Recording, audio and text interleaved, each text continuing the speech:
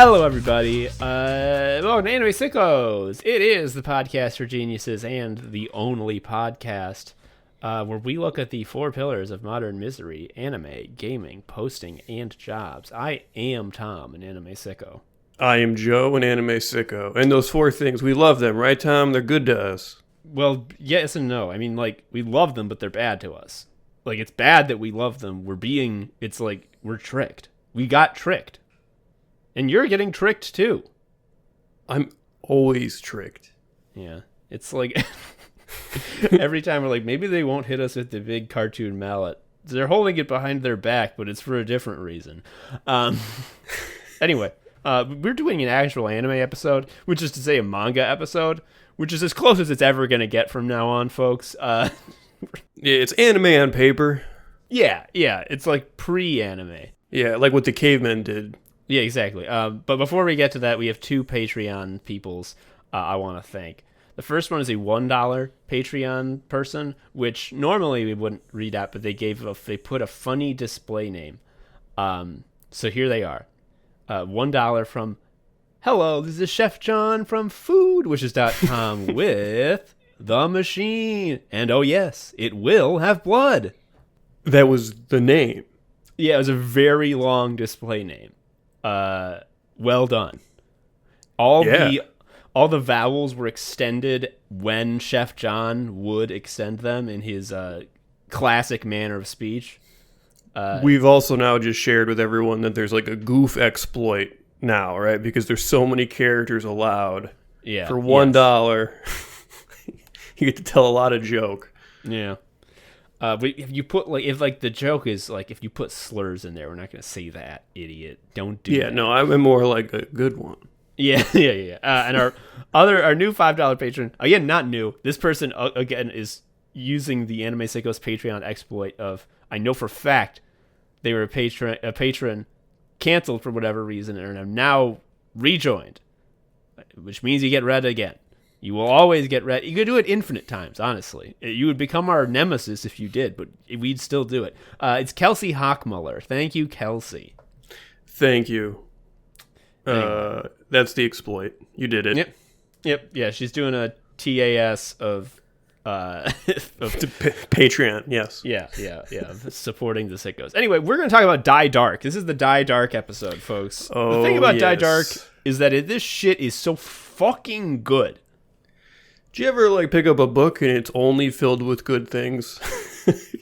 It's like they didn't put in the boring parts. Like, it didn't happen.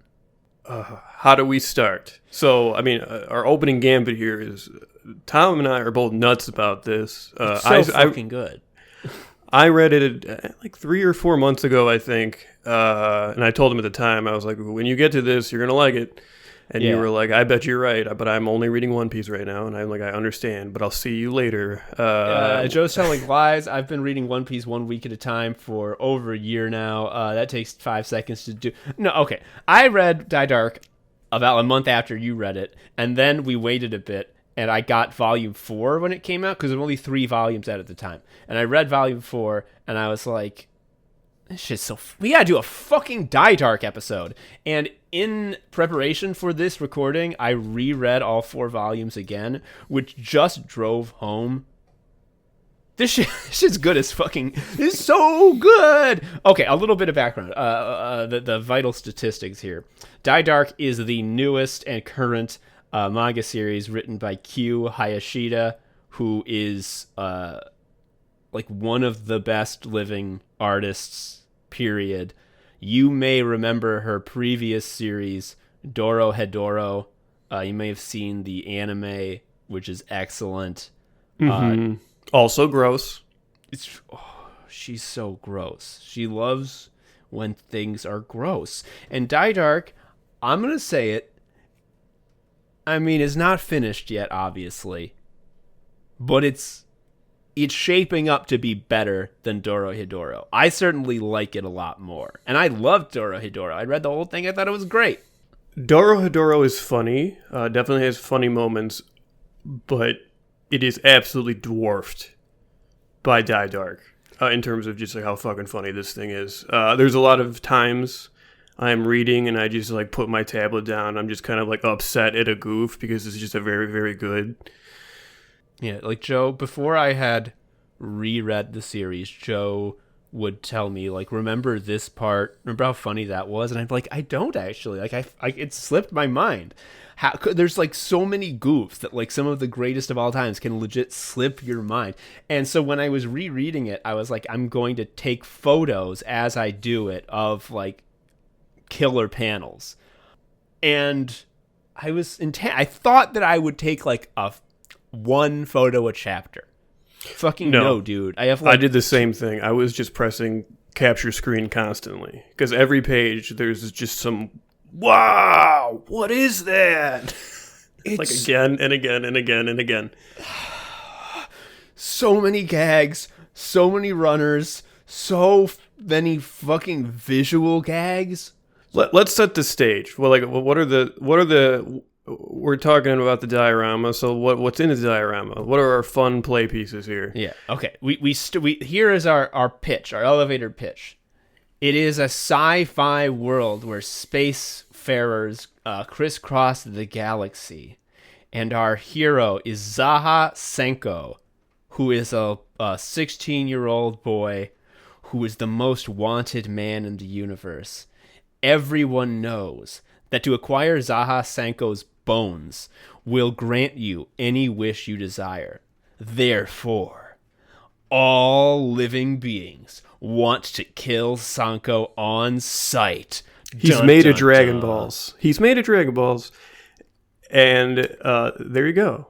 You think that this, especially with a heavily skeleton and death themed aesthetic, everything has skulls on it, everything is full of corpses, that this would be like a really like dark and serious and like hyper violent manga. Well, it is hyper violent. The bones are their money. Their bones, okay, we're gonna get to that later. The bones are their money. It's not even their money. We're not doing a goof. They have to exchange bones for new weapons. So, okay, you think that this is going to be like dark, and that like the fact that all living sentient creatures want to kill Sanko is like going to be like a big deal? No. This is 100% a manga about chilling out. The plot is chilling out. There's the fact that people want to kill Sanko is so not relevant. Yeah, people have been trying to kill him his whole life, so he just kills them back. Yeah. He kills them back, and the bones are their... Oh, my God. The bones are their money. This is what I'm talking about, where I'm like, this is... It sounds silly, because there's so little in common between anime Sickos and Dai Dark. But I think they're also very similar, in that both of them are just like, what if we only put in the good stuff? Like, well, I know what if it was only good? Yeah. It's a bunch of stuff I know I like. I'll just put it all in there. I'll make the entire plane out of the black box. Yeah. Okay, so how are we going to move forward on this? Are we going to talk about the tone of it? Because I think the tone of it is truly, like, its uniqueness. The aesthetic is very unique, but the tone is what I am amazed by. So everything Tom said about it being like a dangerous world full of skeletal death and whatever, that's all true. It's just that, like, the squad is, like, having the best day of their life all the time. Like, Sanko, the protagonist, is so chilled out. He's really happy all of the time. And, like, he's so nice, too. He's not even, like, Joker happy, because he's, like, constantly doing hyper-violent murder. But, like, to him, that's just like, sometimes you gotta do some murder. But I get to hang out with my friends, so that's pretty good. He usually asks if he can kill the people before he does it, too. He's so good. And like, and he has with him, and this is why you're dealing with a good narrative, a backpack that's a skeleton. His backpack man, his best buddy, his backpack is named Avakian. He's a backpack who can unfold into a skeleton man. He looks so scary, but he's like the sweetest guy. He cares so much for Sanko. He's like the voice of reason. He makes sure that Sanko doesn't take any risks since he doesn't want him in danger. He can breathe fire out of his mouth. He has a handle on his head. I love the fucking handle on his head. It's so good. His special power is he can disguise as other people if they touch. So, like, he can put his forehead up to your forehead and become you, but hilariously, his handle remains. Yeah. It's good stuff. There's also we've talked about two main protagonists, Avakian and Sanko, but there's the four little shits, as they're hilariously labeled in the text itself. Who is the third little shit? You have Shimada Death, who is... she beat the MMO of life. She has the best equipment, best in slot for everything, has the coolest spells. Literally the Grim Reaper. She is like the concept of death, and has no weaknesses and can not be killed or harmed by anything and can kill any being instantly without effort. And if you're wondering, does this make like all fights trivial? Yes, that's funny. That's the joke. Sanko's never in danger, hence why he's able to chill out all day. Every time someone dies, she can reach in and take the death essence, which is like a ghost turkey leg. Okay, what it is that she's got a special class that makes it so that every time someone dies, in-game currency comes out that only she can collect. She just hangs out with Sanko because she knows that people want to kill him, so he's going to have to kill them back, which means that if she chills with her bud, she's constantly going to get free food. Yeah, it's wonderful. So, if you have seen Dorohedoro, if you've read any of that or watched the anime, you know that Kyu Hayashida is the horniest woman on Earth, specifically for 7-foot-tall blonde women with boobs so big it's impossible, who also are extremely muscular and can kill you easily. There are two such characters, Nikaido and Noi, in Dorohedoro. And as I was starting Dai Dark, I thought to myself, I wonder how long it's going to take till I see a fully nude 7-foot-tall muscle woman with boobs so big it's impossible. About 40 pages, because underneath Shimada Death's spooky Grim Reaper outfit, she's a nude 7-foot-tall babe with boobs so big it's impossible. She's nude like every 2 chapters for no reason. No one ever comments on it. It's very clearly Kyu Hayashida is like, I would like to become horny today. I will draw the titties. And she's like, oh boy, oh, I love this. Sanko doesn't know what sex is. Yeah, he doesn't care. I do like, okay, we are big time anti-horny advocates and we hate fan service, but it's okay when this happens because it's not fan service, it's Hayashida service. It's like so clear that this it's is for just her. Yeah. This is, you read Dai Dark and you can't, it's impossible to come to any conclusion other than this is someone doing the Sickos method, which is taking all the things I like and put in only good things. There is no compromise to be found here at all. If there were any compromise happening, there would be a plot, and there isn't. And I love it. There is zero table setting in this fucking series. It is all perfect. Let me give an example. Like something I was just sort of like blown away by, or I did the Macaulay Culkin thing because it was just like such a smart choice. There's a point in the story where the 4 little shits go to like a floating abandoned space store. Yeah, space IKEA, where they just fill it up with stuff like 1,000 years ago and then let it be forever.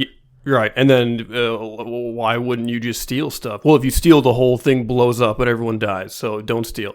Yeah, it's like when they founded IKEA, the first few pirate ships to try to steal from them all exploded and everyone died. So people don't do that anymore. And it's like, oh, yeah. Yeah, and they get there and just this is just beautifully mentioned, is just like Moja, who is like the navigator and also the ship, is just like, as you know, Sanko, you have tons of gold from your adventures. And it's just like, yeah, fucking just go. Good, yeah. Go. It's like, you should spend it all because because Sanko is a creature of darkness. There's a separate world that you can only enter if you go through black holes. That's the world of darkness called Dark Nest, and you can only survive in Dark Nest if you are a creature of darkness.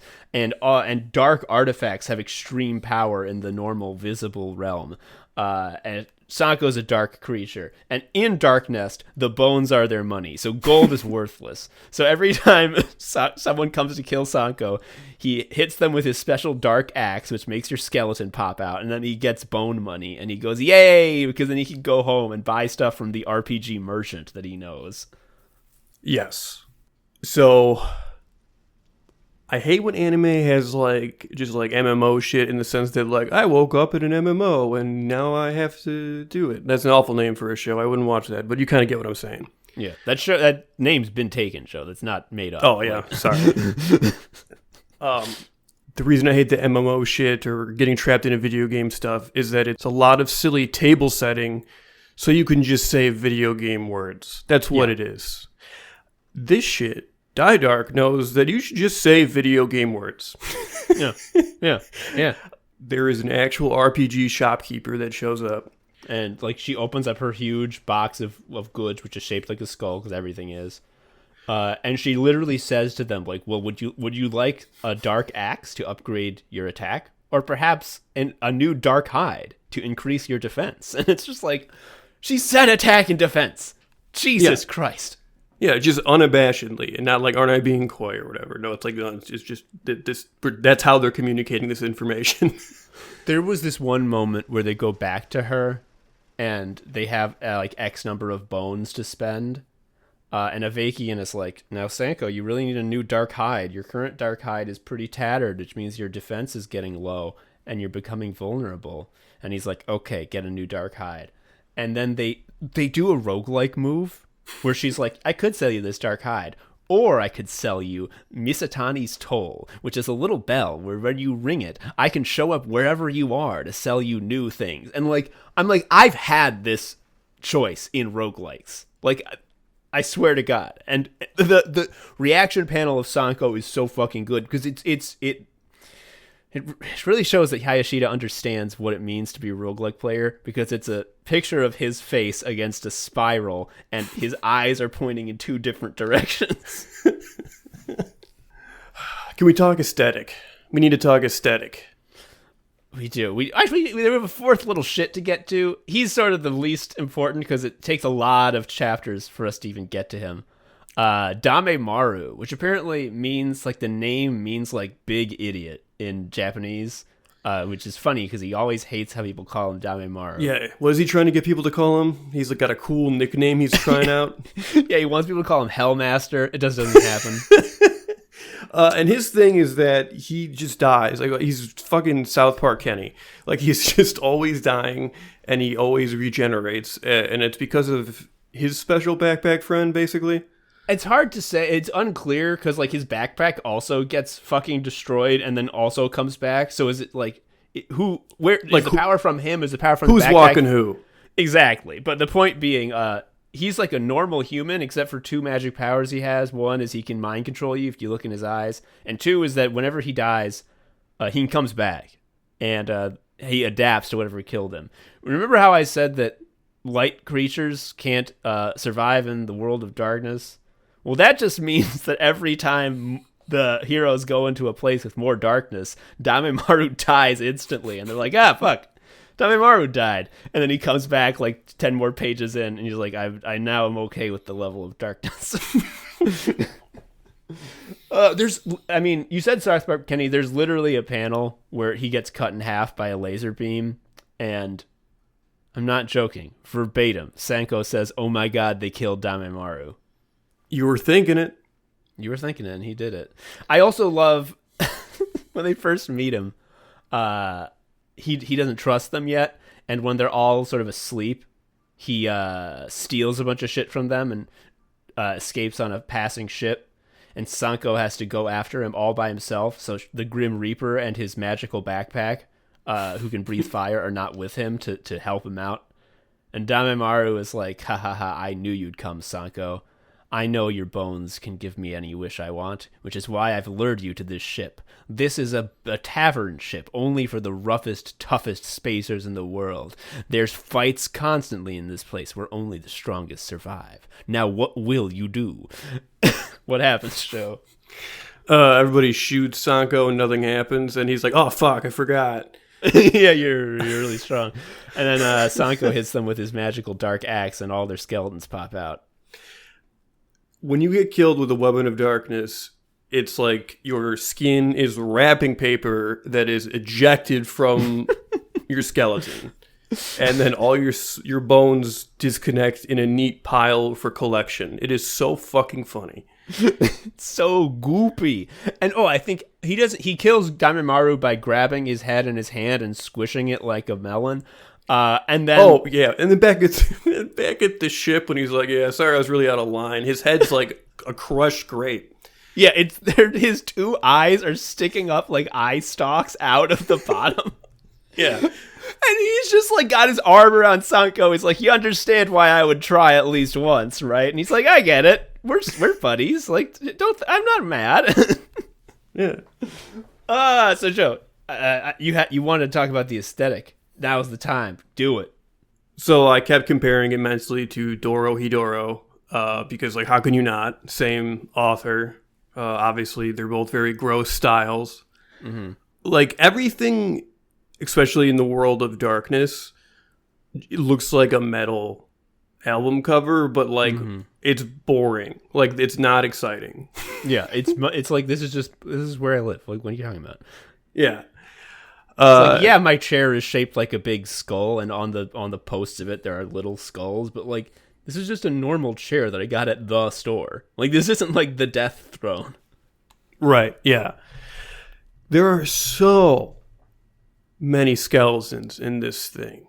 It is so funny. And like it speaks to the range that Kyu Hayashida has for coming up with gross shit. Because Doro Hidoro was gross because like it took place at the dump. Like the setting was the dump. Yeah, was, you like, got to see like a person get their arm turned into a cricket leg. You know, and they freak out, and it's slimy gross. Yeah, it's like there's slime and muck everywhere. There's no slime or muck in Dai Dark. It's like all like mummy rot and like dry and like jerky skin and I'll say it, bones. The bones are their money. I really can't get around that. Like, there's a part where Sanko is going back to the ship after collecting a bunch of bones, and he just has them all in a big line behind him, like a JRPG party. It's so fucking funny. It's so good. Like, everything about this, I don't think we're getting this across. How good Dai Dark, like everything about it is good. It's so fucking funny. And the balls it takes to come up with this like edgelord ass like dark fantasy, dark sci-fi premise, which like if you played this premise straight, it would also be incredible. If you really just did have like a guy who had magic bones where if you were to acquire them you could be granted any wish, so everyone's trying to kill him and he has to figure out what's happening to him and why and how to undo it, and he has to kill people hyper violently along the way, that would be great. But it takes real skill and real confidence as an artist to make all that up, to come up with this like intense world that has like really deep and intricate world building, and then be like, but what's really gonna happen is the four little shits are gonna shoot the shit and hang out. Like they're gonna cook dinner. Oh my god, Joe, they cook dinner. Can we talk about how they cook dinner? Yes. This is what Tom means by like it's not all action adventure. It's funny when it's not, when they do normal stuff. Because there's a chapter they just cook dinner. Like it's just all they do. We mentioned briefly Moja, which is the ship they're on. It's a ship and it's also a character because it has an AI, obviously, because it's the future. And inside the ship, it's represented as a littler, like a tiny version of the ship that walks around and talks to them. And the shape of the ship is that it's a big stone dog with little nubbins for legs and arms. And instead of having a dog's head, it's just a skull. And it likes to do this pose where extends its arms, but its arms are stubby little stubs, so it looks very stupid, and its face is a unexpressive skull constantly. And the thing I fucking love is that when they're doing the cooking dinner segments, which is literally like panel after panel of, as Joe termed it, adult Blue's Clues, where they are just saying, first, take the meat powder, then rehydrate. Yes. And in every single panel, Moja is doing that little excited pose and just yells one word that they said. He's constantly just repeating shit with such excitement. And, like, that's so dumb. I love it. Yeah, and they said, let's use the meat powder we got from some friggin' planet. Some friggin' planet. Okay, that's... it might be my favorite thing in the entire manga, is some friggin' planet. It would be such a sci-fi easy move to be like, we picked this up while on the something planet, you know? Like you drop a little bit of lore in there, and it's just like a little peek of flavor text. To just be like, oh, some friggin' planet. And it would be amazing if they did it once, but it's a runner.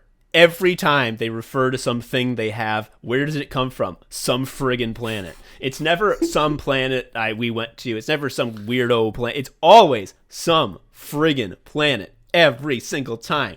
And it's so, like, again, the balls it takes to do the world building work for, like, everything that's happening in the background. But when it comes time to, like, sort of, like, show off, be like, no, fuck you. Who cares? Some friggin' planet. I don't care. Some friggin' planet. It also does. It actually does do world building work because, like, it shows no one gives a shit about planets. No one in this world cares about planets. It's just some friggin' planet. Doesn't matter. On the aesthetic front, I didn't say this before, but like, there is no electronic in this that is like sleek. Yeah, they're all made out of bones. Bones are like the weird like beef jerky sort of deal. Everything is very ugly. Yeah, like if there's like a TV screen, you better believe that's 4 bones making a square. They sleep in what's called the sleep jelly. Sleepy gel. Sleepy gel? I thought it was a sleep gel. No, it's sleepy gel. Okay, well, and they sleep in sleepy gel, but they eat yummy gel. Anyway, their bed is like just a Dragon Quest slime that you go inside. And you can breathe in there, I guess. Oh, shit. Another segment that I really love, which is very similar in sort of construction and structure to when they make dinner, is when they do some little misadventure on some friggin' planet. And they come back to Moja. And this is after they've been to IKEA and bought a bunch of stuff. And Moja gives them a tour of the remodeled interior of the ship.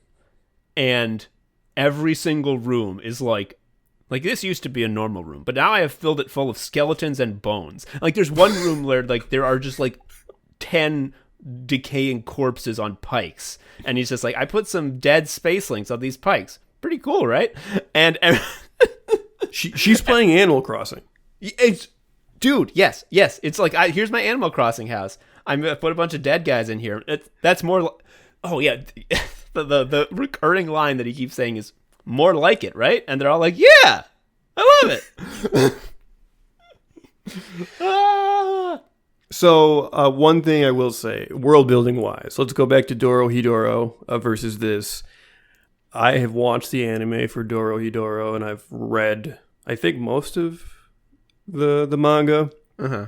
I think you'll agree that like the world building in Dorohedoro is like coy. It's like very fun in the way it shows you a bunch of crazy shit but doesn't tell you everything. Like that's just like a fun move, you know? Yeah.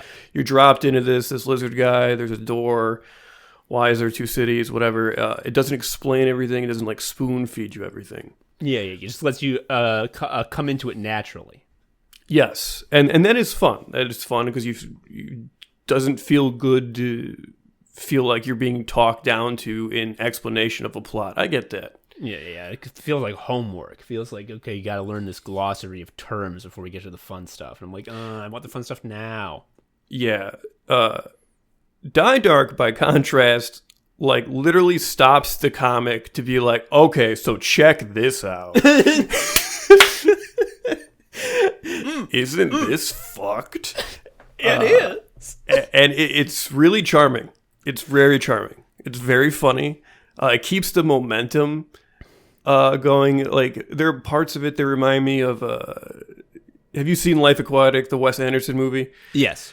The sort of famous scene where Steve Zissou, a.k.a. Bill Murray is like, let me tell you about my boat. And there's just this big diorama of this boat, and it just kind of goes around whimsically and explains everything in there. Like, Dai Dark does that, but everything is bodies. Yeah, bodies and bones.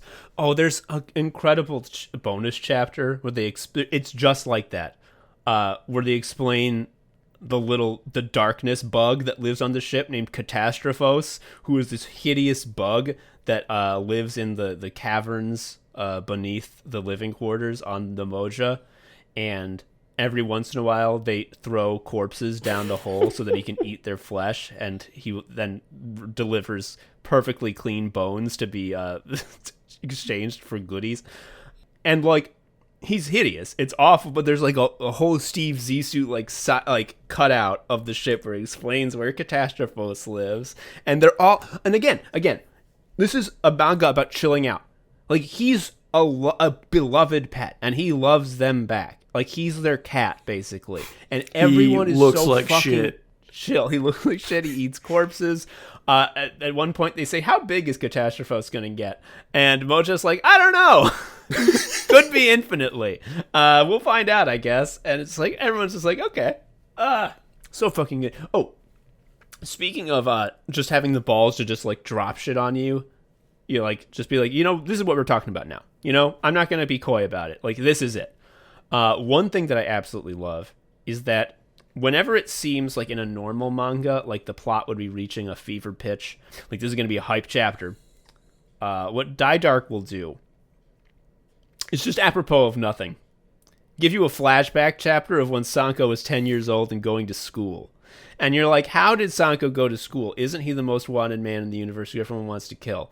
And it's like, yeah, but he was under a false identity and no one knew that. And he was just going to school and like nothing bad happened to him. Like, that's the thing. Like, you expect, like, I bet his school days were like really violent and like messed up. Not really. He just went to school. He went to school in a big tree. That like it's funny because like you go in it, only kids can get into this self-sustaining education tree. So you like go in as like a young man, and then you get kicked out when you're an adult. Mm-hmm.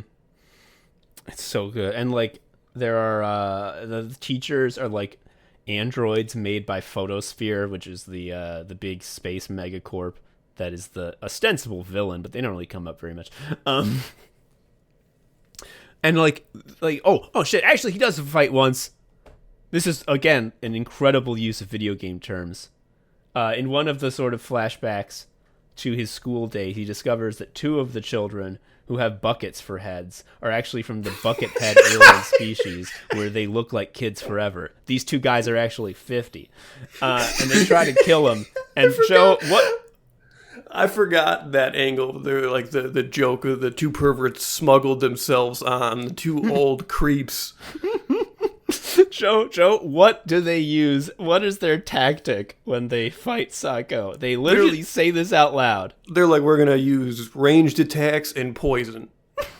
Like, where they told you their build. I told you their fucking build. I mean, obviously, would you believe Sanko defeats them easily and hits them with his dark axe and their skeletons explode out of their bodies? But, like, it's so fucking funny. God, I love it. Here's another runner that killed me. I couldn't believe this. I mean, I didn't even know it was I thought it was hilarious when I thought it was the only one. Then I reread it and discovered that it was a runner. So there's one part where the Lighthead Order, which is the cult of light that the Photosphere Corporation descended from, is attempting to kill the four little shits. How are we going to do that? They're so strong. So they decide to do an arcane Warhammer 40k ritual to create a photonuclear man. This does involve using hundreds of human sacrifices. He made the leader of the Lighthead Order, whose name is Big Sparkles, makes all of his adherents chant a special chant, which makes their souls come out of their bodies as their bodies melt on screen in very goopy ways. They all go into the urn of life and death and brew into the photonuclear man, who has magical powers and is very strong. This is like half the chapter. We then cut to the Moja, where Damemaru is explaining how he makes his favorite dish, a me kit, which is a sandwich made of 3 types of meat and a biscuit, hence the name me kit. Moja is saying me every panel because he clearly finds it very fun to say correctly. At the end, we see Damemaru eating his me kit, and everyone says, wow, that looks great. And then there's this big text panel, the last thing you see in the entire chapter, that says, at that time, we didn't know there was a photonuclear man. And like, the previous time that got used is when we first meet Damemaru, who's like in a photosphere base, and he gets found and killed, and they realize that he can come back to life, so they like tear him into a million pieces and string him up on a huge rack where he's just like a face and like some guts on this hook and like a leg on this hook, and he's this horrible sight to see. And we cut to them making dinner, and at the end it says in a text box, at that time we didn't even know who Damemaru was. God, I love it. Another fucking thing about the aesthetic is that it's very gross. She takes all pains to add disgusting and morbid details to every single thing, and it really pays off because it looks amazing. But similarly, it has like the sunniest, cheeriest, like bubbliest visual style of almost any manga I've ever seen. Now, I mentioned this to you before, and in my rereading, I was more focused on finding examples of this, and I found so fucking many. Which is that everyone is always doing like the pose of cartoon ebullience. It constantly have their arms above them like they're doing the Y in YMCA. Like, they're always going, yay! Like, whenever and not only that, they're, like, jumping in the air and sticking their legs out so as they make a big X, which is, like, this is what, like, a little kid thinks, like, this is a happy person. Like, I remember when I was, like, 5, I got, like, a disposable camera, and I was visiting my brother at college, and my family was hanging around all my brother's friends. There was, like a barbecue. And I had my disposable camera, and I was going up to everyone. People I had no idea who they were. And I said, can I take your picture? And they said, okay. And then I told them to go like that, like they were doing the Y from YMCA. And they all were a little confused. I was like, why are you confused? This is the best pose. This is the pose you make when you're happy. I was made fun of. For a long time, I thought it was silly that I had done that. And then I read Dai Dark, and I realized, oh shit, I'm the genius. Because they are doing that shit constantly. Yeah, you weren't a dweeb now, for sure. Yeah. Oh my god. Like, there are dozens of examples of this fucking pose. Every time they run, their arms are stuck out at their sides fully extended. Because, like, that's the fun way to run. There's a lot of Fred Flintstone motion legs. Yes. God, it's so cool. I think to go back to Dorohedoro to compare, as like unique and cool as Dorohedoro was, like there was a very clear plot the entire time. It started out as our main guy, he's got a lizard for a head and no memory, is like, I want to know why I got a lizard head. And no memories. And I would like my memories back. And then, would you believe that as crazy and off the wall as it was, he investigated that. He discovered why he had a lizard head and had no memories, and then had to further investigate the circumstances that led to that, which in turn changed the world and upset the status quo of everything.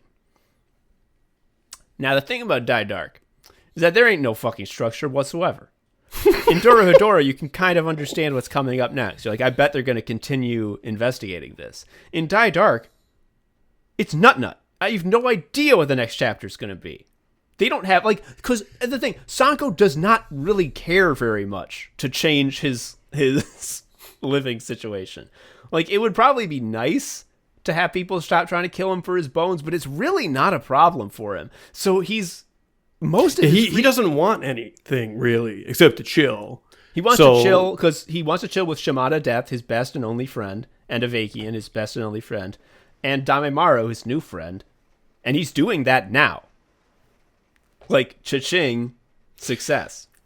Yeah, Dorohedoro, like, it doesn't read like a shonen. I don't think it's really has, like, the same, a lot of tropes like that. It doesn't map to that very well. But that said, I kind of knew what was going to happen, like, in terms of, like, next steps, plot-wise, a lot of times with Dorohedoro.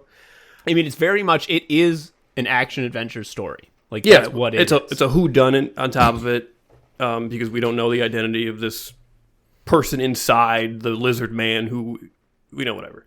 Yeah. There's lots of stuff going on.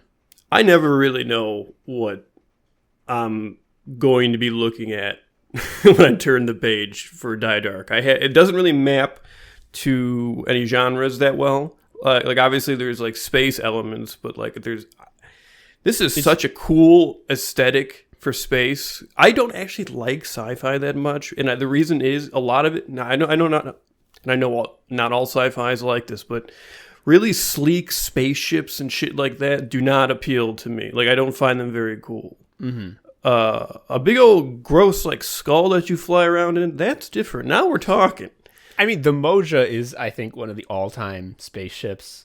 I mean, it's only 4 volumes in. I'm just like, I'm ready to say this is one of my favorite spaceships in any media. Oh, also, this is another funny thing. To get into the ship, you got to go through the butthole, and they laugh. Yeah, they laugh. They do. Beavis and Butthead laughs every time. They know it's funny. They don't. It's not normal to them. It's not like, yes, the entry port. It's like, to get in, we got to go through Moja's ass. Ha ha ha. Yes. Again, just like, why hide it? Why? This is something that all writers need to learn, which is you don't need to invent funny little reasons to put in the good parts. You can just do it. You can just put the good parts in. It's so good. I mean, and to your point, back to that, like, I think Some Friggin' Planet is that turn of phrase is very emblematic of, like, how the space is, like, and sci-fi elements are, like, grungy and normal. They're, like, grungy in the way that, like, I don't know, like, cars aren't, like, sleek. They're just, like, around. That's how it is. No one cares. No one cares about sci-fi and space. It's just from friggin' planet. It's from friggin' spaceship. You know how it is. And, like, it's very cool. I like it. I do have to say, though, not whoever, I'll look that up. I have the book right here. The translator, Daniel Komen, who translates the official volumes for 7 Seas Entertainment. This motherfucker is doing a job so good, I could hardly have imagined it. Joe, there's one part where they are going to a black hole in order to return to Dark Nest.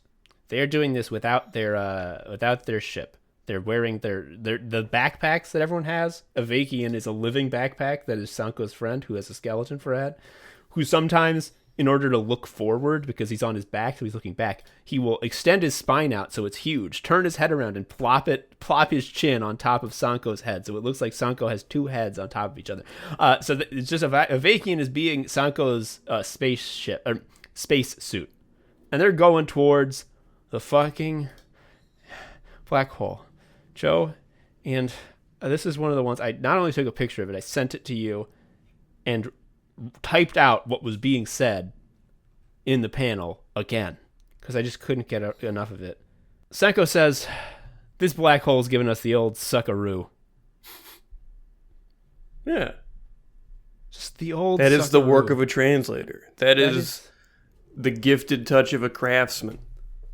AI could never do this. Machine translation would never say the old suckaroo.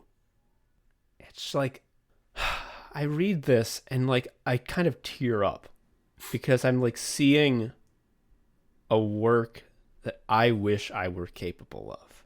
Yeah, I get a lot of envy with this. That is a common feeling I had while reading this. One of the things, so the suckaroo part you just brought up, so what immediately happens after that is there's a very beautiful combination of joke and world building and explanation, which is like they go into the black hole, they get the old suckaroo, and then there's like this other guy there who's like, "Hey, what's up?" Yeah, a normal guy is like, I'm a black hole researcher. I think there's another dimension in black holes. And Sanko's like, yeah, I live there. Want to come? Yeah, and then you get to see this guy die. He winds up in the world of darkness. It's like a weird sludge. And it's just so funny because it's just like, I'm here. And then like he's just like immediately being ripped apart. It's so good. It's so good. I'm just looking at the cover of Volume 4, which is the first one that has all 4 of the little shits. It has Sanko, Avakian, Shimada Death, and Damemaru. And all of these guys have such badass looks. They look so goddamned.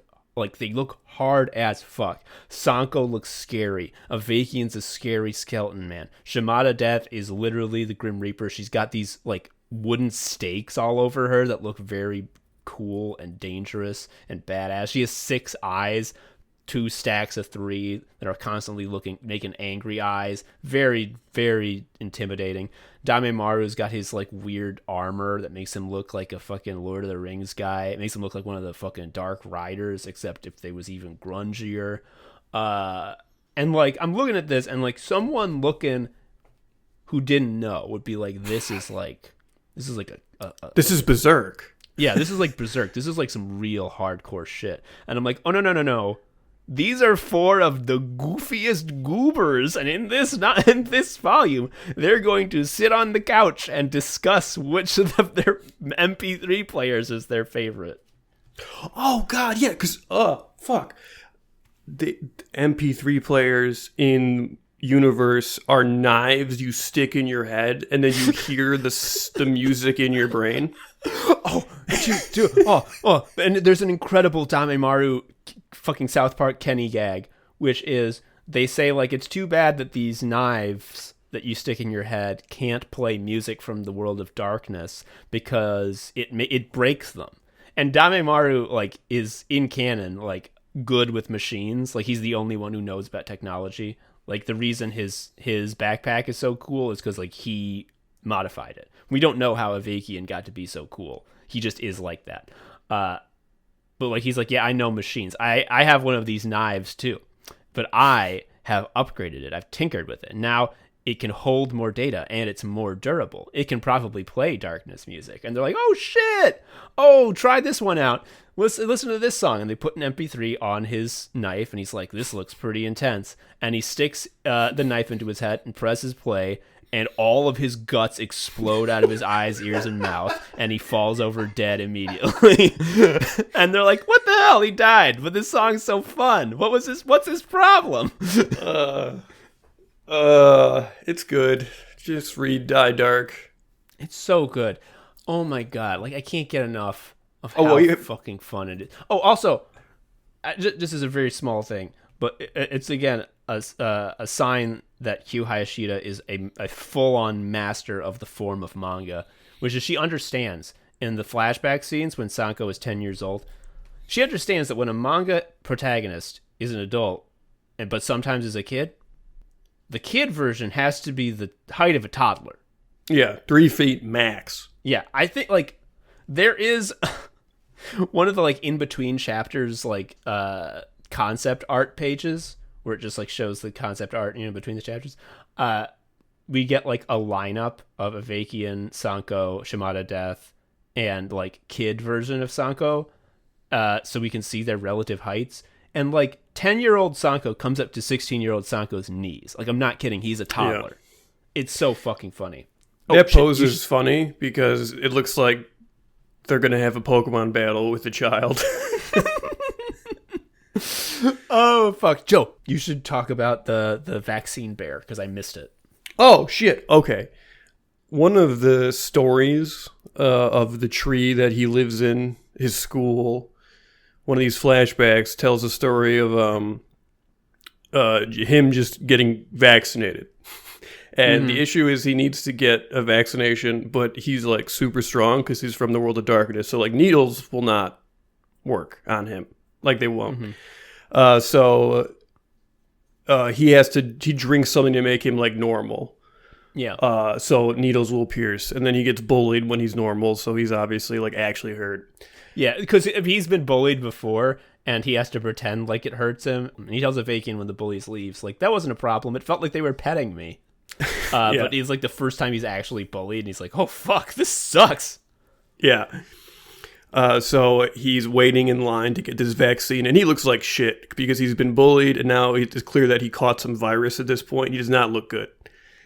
And he goes into the vaccination room, and it is a room with nothing in it other than a massive bear whose paws are each like a vaccine needle, like the fingers on the paws are each little vaccine needles. Yeah. And Sanko walks in and says, "Oh my God, so fuzzy." And he runs up to the bear and hugs the bear, and the bear hugs him, and in the act of hugging him, gives him the vaccine. Yeah, like when the bear like lets go. And the voice is like, please leave. He's like, huh? But when do I get vaccinated? Like, he didn't even notice. And I bring all this up because Tom just recently reread everything. I brought up this vaccine bear before he reread it, and he was like, what are you fucking talking about? That didn't happen. I don't remember. I would remember a bear. Absolutely not. No. There's so much shit. So many primo gags that some of them can just fall out of your head because whatever, I already have 100 other primo gags. And that's especially funny because it is literally what Naomi Wolf was mad about when she was her infamous no. It is the most no panel of all manga. Like, to review, to refresh your memory, listener, the no tweet, which you will see used as a meme, a template where you put other things in you know, the image spot so that she's saying no about different things. The original thing was a post about how a little teddy bear was helping giving kids vaccinations at a vaccination center. And it's like, oh, that's that. And she got banned for it, which was funny. Oh, fuck. I mean, all of this, we've been talking real positively about Dai Dark. We've just basically been explaining gags, saying what things we like about it. But here on Anime Sickos, we got to have a point. Yeah. We're not satisfied with just that. We want to make a bigger argument, come up with a larger point, make it all in service of something. You know, put a so what on the end of it. So, Joe, what have we done? What's our larger point for Dai Dark episode? I would say our takeaway is... does anyone know where we can get more shit like this? Yeah, this is... These volumes come out so fucking slow. There's only been 4 out, and the next one, volume 5, it comes out, I swear to God, I'm looking at the publication date right now, March 28th, 2023. That's like 5 months away. I need more skeleton spaceships.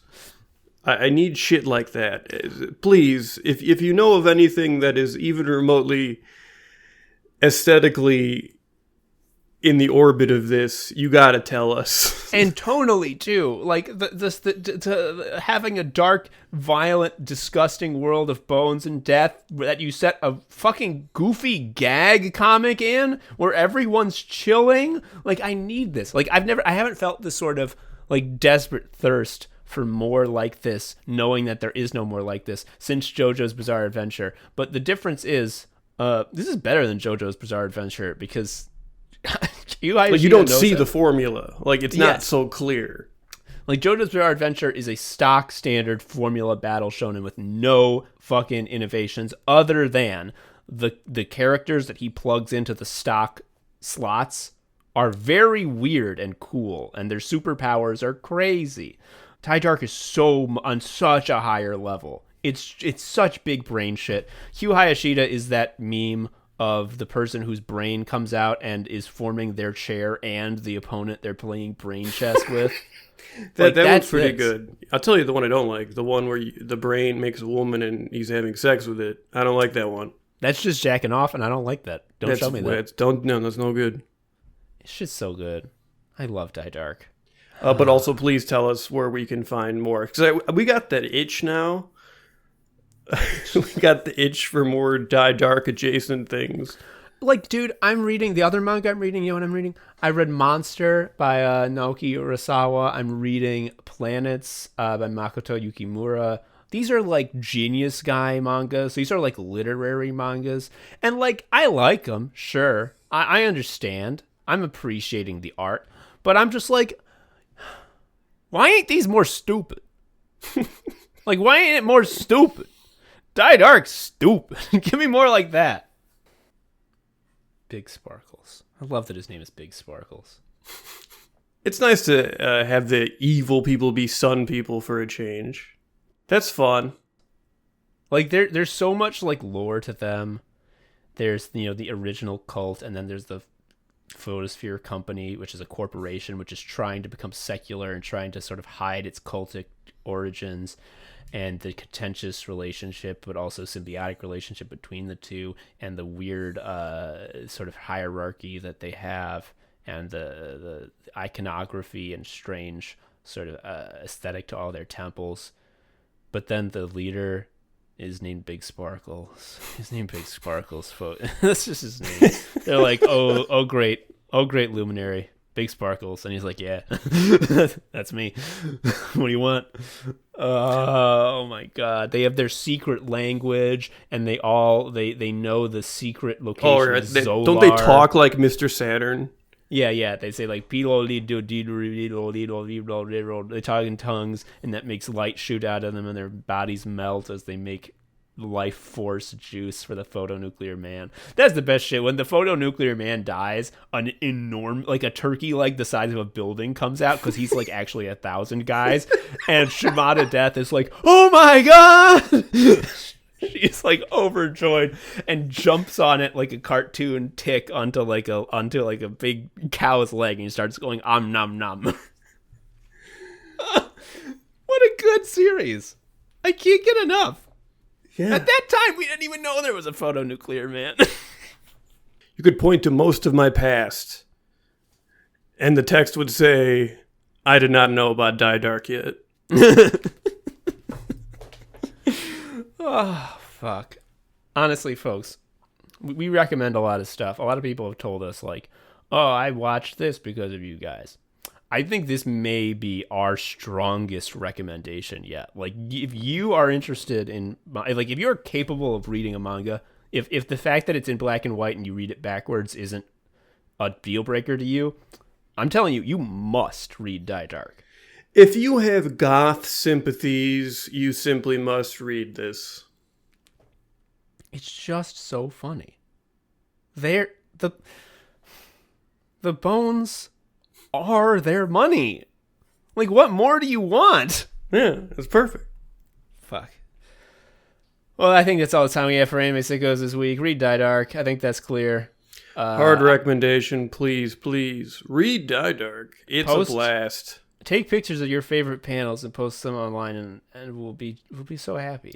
They're and so soon we will effectively pirate the whole thing, because I felt like I was screen grabbing like every page. Yeah, this is one of the few ongoing manga that I only read in physical copies because it's that good. I will not read this on my phone. I will read it in a book because it's just I respect it so much. God, I wish that were me. Fuck. Fuck. To have this brain. Fuck. Okay. I've been Tom, an Anime Sicko. I've been Joe, an Anime Sicko. We'll see you next time. Bye-bye. Bye.